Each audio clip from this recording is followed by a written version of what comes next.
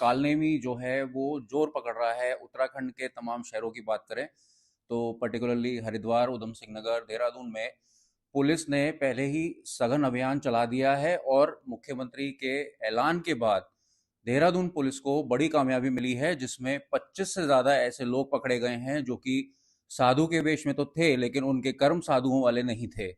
और ऐसे में एक व्यक्ति जो है जिसकी पहचान हुई है वो ढाका बांग्लादेश का रहने वाला है। तो इससे सवाल उठते हैं कि उत्तराखंड में जिस तरह से बांग्लादेशी घुसपैठ को लेकर लगातार जो मामले सामने आ रहे थे, जिसमें पहले भी मुख्यमंत्री ने एक अभियान चलाया था और उसमें कई लोग गिरफ्तार हुए थे, उनको डिपोर्ट भी किया गया था।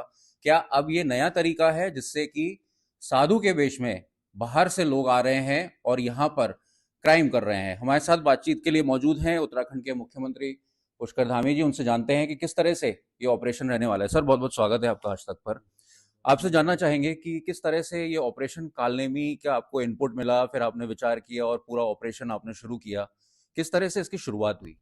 देखिए, कुछ दिनों से इस प्रकार की सूचनाएं लगातार आ रही थी कि कुछ छद्म वेश बनाकर अपनी वेश बदल कर और धार्मिक भावनाओं को आघात पहुंचाना, श्रद्धालुओं के मन में आस्था श्रद्धा को खराब करना, देवभूमि के स्वरूप को खराब करना। पूरे देश दुनिया के लिए देवभूमि एक बहुत आस्था श्रद्धा का केंद्र है, जहाँ चार धाम यात्रा भी चल रही है, आदि कैलाश यात्रा, मानसरोवर यात्रा, और अभी हमारी जो है पवित्र सावन मास में पवित्र कांवड़ यात्रा, जिसमें कई करोड़ कांवड़ यात्री माँ गंगा का जल लेने उत्तराखंड आते हैं, हरिद्वार आते हैं, ऋषिकेश आते हैं, आसपास के क्षेत्रों में आते हैं, पूरे देश भर के। और श्रद्धालुओं का आगमन, तीर्थ यात्रियों का आगमन पूरे वर्ष भर रहता है। और देवभूमि की पवित्रता संपूर्ण विश्व के अंदर लोग जानते हैं। ये ऋषियों की भूमि है, मुनियों की भूमि है।